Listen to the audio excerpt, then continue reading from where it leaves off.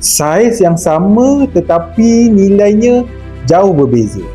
10 sen dan 1 dinar. Sekitar tahun 1950-an, dengan 10 sen anda boleh beli satu pinggan mi goreng.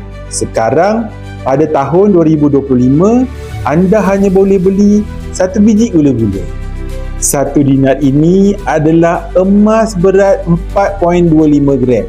Berketulinan 999.9. 1400 tahun dahulu, 1 dinar ini boleh beli 1 ekor kambing. Dan sekarang dengan 1 dinar ini yang berharga sekitar RM2,000, anda masih boleh beli 1 ekor kambing.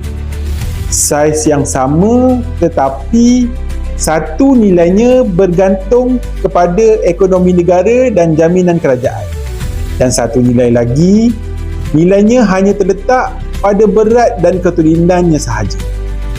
Dan masih menyimpan nilai yang sama walaupun 1000 tahun akan datang.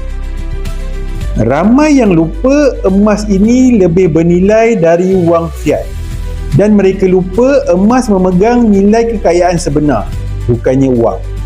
Wang ini berfungsi hanya untuk memudahkan transaksi belian dan jualan. Tetapi simpanan yang anda patut ada adalah simpanan yang memegang nilai, bukannya memegang nombor. Bagi yang berminat untuk mengalihkan sebahagian wang fiat anda ke dalam bentuk emas, anda boleh rujuk pin video saya untuk 5 langkah daftar akaun Public Gold dan saya akan bimbing anda dalam cara dan langkah-langkah simpanan emas yang terbaik untuk anda.